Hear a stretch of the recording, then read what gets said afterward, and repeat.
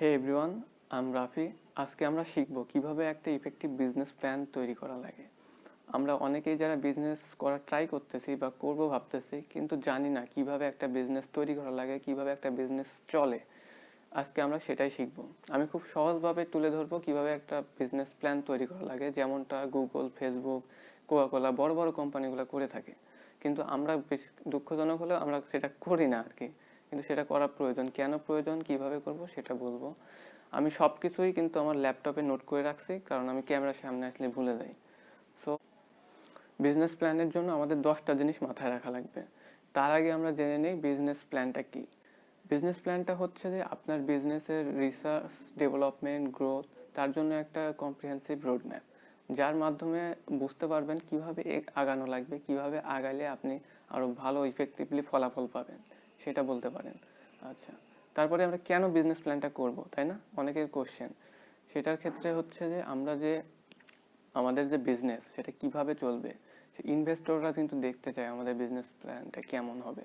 আমরা যখন ইনভেস্ট নিতে যাব, আমরা যখন ব্যাংক লোন নিতে যাব, সেক্ষেত্রে কিন্তু আমাদের বিজনেস প্ল্যানটা প্রয়োজন।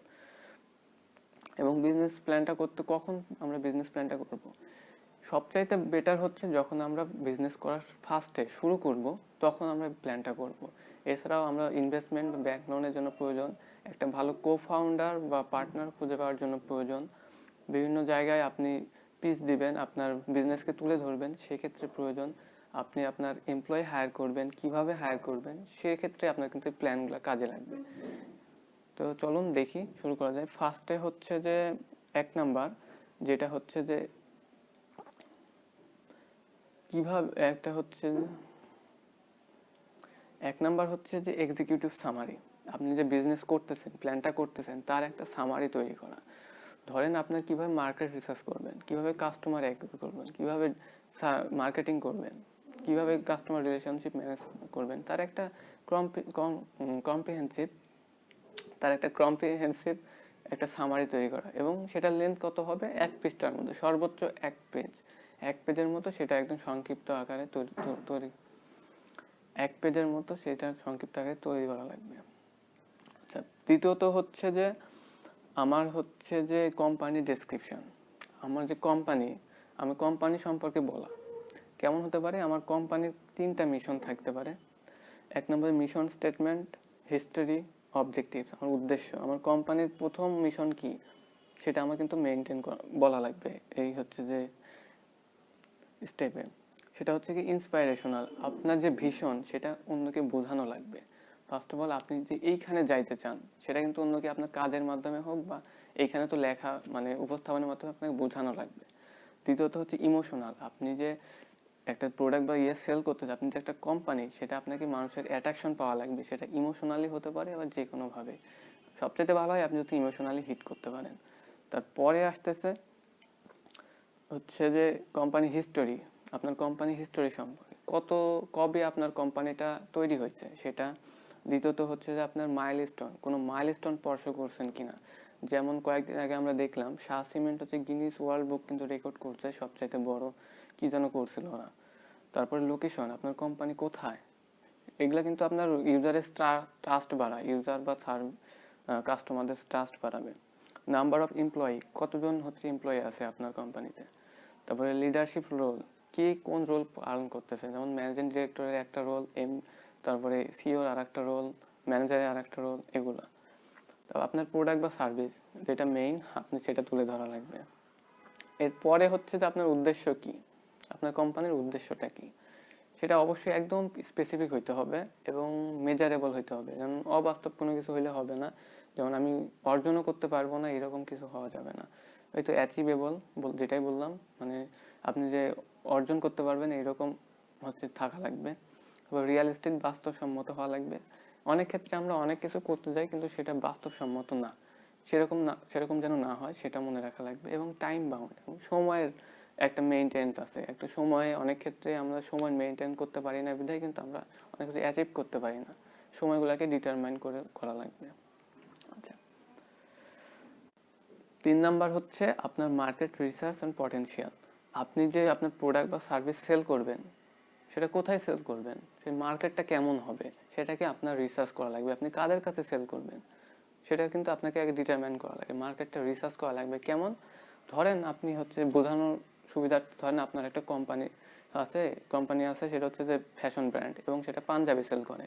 কীরকম হতে হবে? আপনার লোকেশন, ফার্স্ট অফ অল কীরকম লোকেশন আপনি সেল করবেন? আপনি কি এটা গ্রামে সেল করবেন না শহরে সেল করবেন?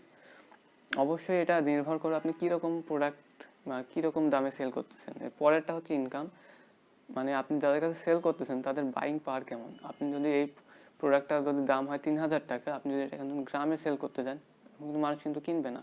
কারণ কি? কারণ ওখানকার মানুষের ইনকাম কম এবং বাইং পাওয়ার কম।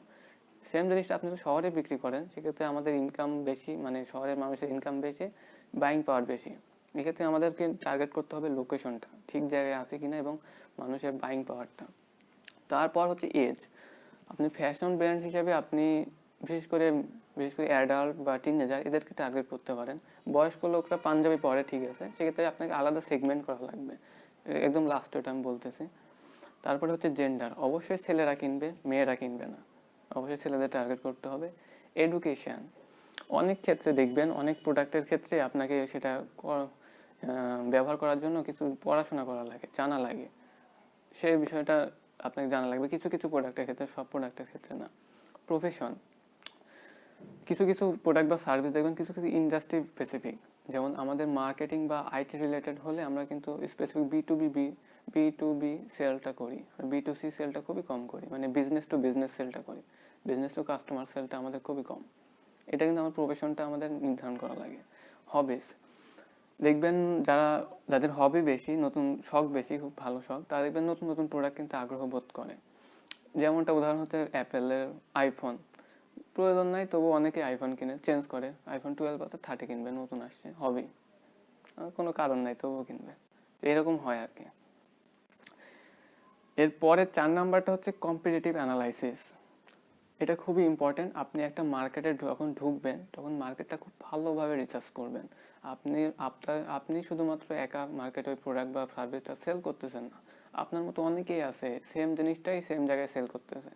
আপনি কিভাবে তাদেরকে বিট করবেন, তারা কি করতেছে, কোন জিনিসটা করতেছে, সেটা আমাদের মাথায় রাখা লাগবে। কীরকম? ধরেন হচ্ছে তারা কোন জায়গায় ইনভেস্ট করতেছে অ্যাডভার্টাইজিং এর ক্ষেত্রে, আর কিভাবে অ্যাডভার্টাইজিং করতেছে, তাদের কাস্টমারকে কিভাবে অ্যাকোয়ার করতেছে, এই বিষয়গুলো আপনার মাথায় রাখা লাগবে। তারপরে হচ্ছে তাদের কাস্টমার সার্ভিসটা কেমন সার্ভিস দিচ্ছে কাস্টমারকে, এটা আপনি দেখবেন। তারপরে হচ্ছে তাদের সেলস অ্যান্ড প্রাইজিং স্ট্র্যাটেজি, তারা কিভাবে প্রাইজিং স্ট্র্যাটেজিটা সাজাচ্ছে। দেখবেন অনেক ক্ষেত্রে আমাদের প্রাইজিং এর উপর ডিপেন্ড করে কাস্টমারদের সেগমেন্ট কিন্তু ভাগ হয়ে যায়। একটু হাই প্রাইস হলে লোয়ার গুলা কিন্তু এটা কিনতে অ্যাফোর্ড করতে পারে না, কিন্তু যারা এখানে আছে তারা কিন্তু আমাদের প্রাইসটা যদি লো মানে মিডিয়াম হয়, স্ট্যান্ডার্ড হয়, তারা হাই আছে যারা, তারাও কিন্তু এটা কিনতে পারবে। এটা ডিপেন্ড করে হচ্ছে যে প্রোডাক্ট, কোম্পানি, সার্ভিস এর উপর, একদম ডিফারেন্ট ব্যাপার।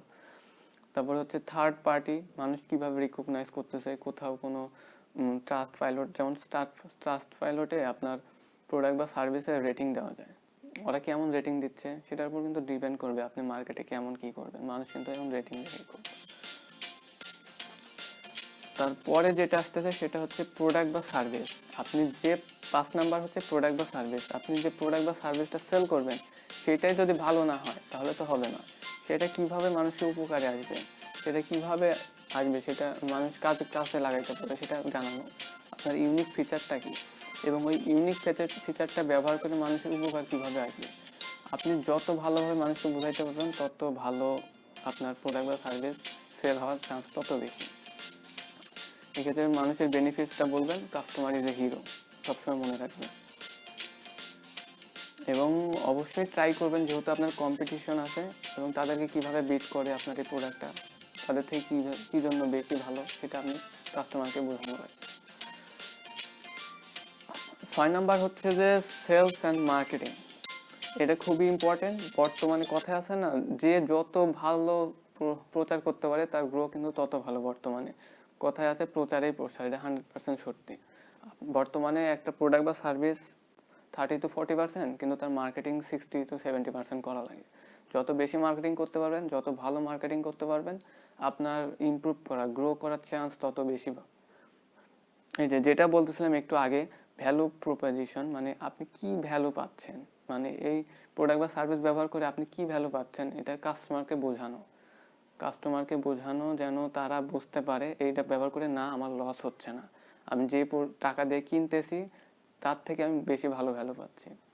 যেমনটা হচ্ছে যে আমাদের শাওমি ব্র্যান্ড আছে না, আমরা কিন্তু বেশিরভাগ ক্ষেত্রে দেখবেন বর্তমানে সব শাওমি ব্র্যান্ডের ফোন ইউজ করে। কেন ইউজ করে? কারণ এরা হচ্ছে সাশ্রয়ী মূল্যে সবচাইতে ভালো ফিচারগুলো দিচ্ছে, মানে ভ্যালু দিচ্ছে, ভ্যালু ফর মানি। আমরা যে টাকাতে কিনতেছি তার থেকে অনেক বেশি ভ্যালু পাচ্ছি, সেজন্যই দেখবেন শাওমির সেল বর্তমানে অনেক বেশি, এবং আমাদের মাঝে সাধারণ যারা আছে, স্ট্যান্ডার্ড যারা আছে, তাদের মাঝে অনেক বেশি ফেমাস।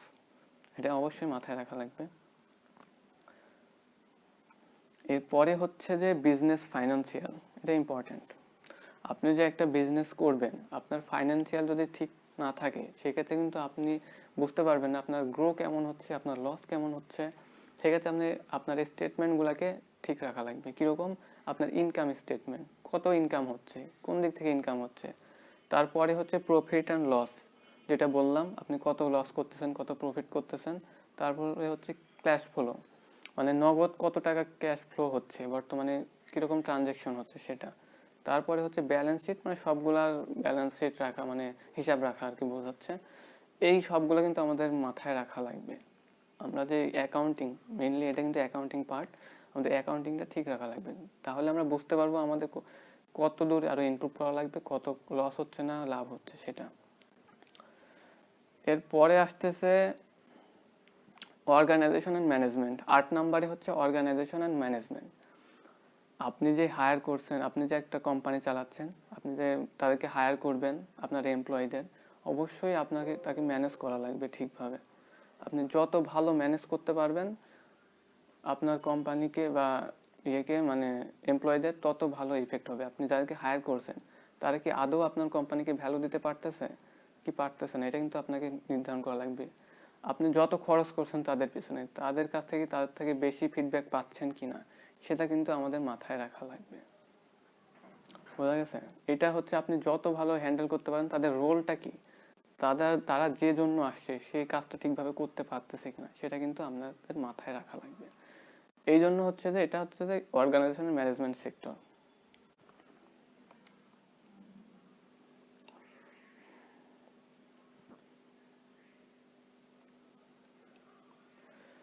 9 নাম্বার হচ্ছে যে ফান্ডিং রিকোয়েস্ট। আপনার অনেক সময় ফান্ডিং এর প্রয়োজন হতে পারে। আপনি যেহেতু স্মল বিজনেস, আপনার যেহেতু আগে কোনো ফান্ডিং ছিল না, সেক্ষেত্রে আপনার ফান্ডিং রিলেটেড কোনো ডাটা নাই, সেক্ষেত্রে আপনাকে একটা প্রিপারেশন নেওয়া লাগবে আপনার বাজেটের জন্য, আপনার ফাইন্যান্সিয়াল প্ল্যান করা লাগবে। অনেক ক্ষেত্রে ফান্ডিং এর জন্য ধরেন আপনার ইকুইটি বিক্রি করে দিতে হতে পারে। ইকুইটি বলতে আপনার কোম্পানি ওনারশিপ। সাপোজ আপনি 20% ইকুইটি বিক্রি করে দিলেন, বিনিময়ে আপনি $50 মিলিয়ন রেজ করলেন। এরকম হতে পারে আপনার মালিকানা 20% অন্যকে দিয়ে দিলেন। এই কাজটা হবে যখন আপনি ফান্ডিং করতে যাবেন, ফান্ড রাইজ করতে যাবেন, সেক্ষেত্রে এই জিনিসগুলো আপনাকে মাথায় রাখা লাগবে।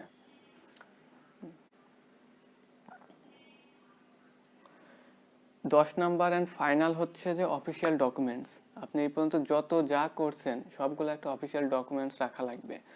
আপনার কোম্পানি রেজিস্ট্রেশন থেকে শুরু করে আপনার ভ্যাট, টিন, ট্রেড লাইসেন্স সব শুরু করে যাবতীয় যত যা আছে লিগ্যাল ডকুমেন্ট সব মাথায় রাখা লাগবে। যখন আপনি কোথাও ইনভেস্টমেন্ট নিতে যাবেন সেক্ষেত্রে আবার, অথবা ব্যাংক লোন নিতে যাবেন, তারা কিন্তু আপনার এই ডকুমেন্টসগুলো চাবে। আপনার কোম্পানি কি আদৌ কি এক্সিস্ট করে কিনা সেটা কিন্তু এই ডকুমেন্টসের মাধ্যমে তারা ডিটারমাইন করবে, নির্ধারণ করবে। সো এটা কিন্তু খুবই ইম্পর্টেন্ট। আরও বিভিন্ন জায়গায়, অনেক জায়গায় দেখবেন মেম্বারশিপ আছে, বিভিন্ন অ্যাসোসিয়েশন আছে, বিভিন্ন ইন্ডাস্ট্রি।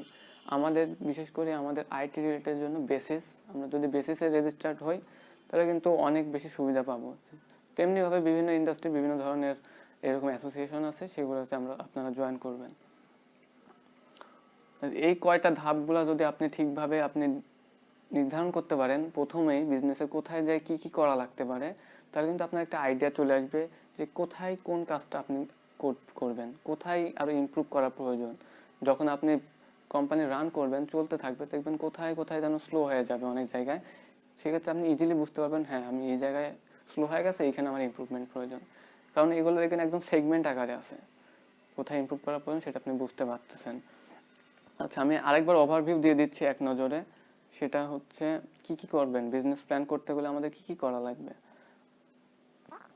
প্রথমত হচ্ছে আমাদের একটা এক্সিকিউটিভ সামারি বানানো লাগবে ফুল বিজনেস প্ল্যানের।